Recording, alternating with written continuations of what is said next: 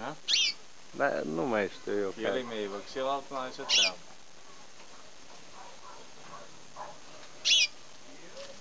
Nu se mai urmărește.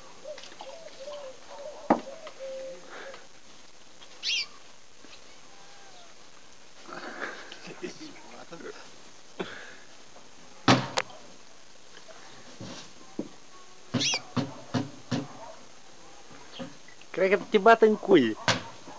Am mai bătut un măț în cui.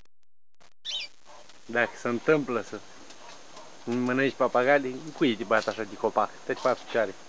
Răstinească.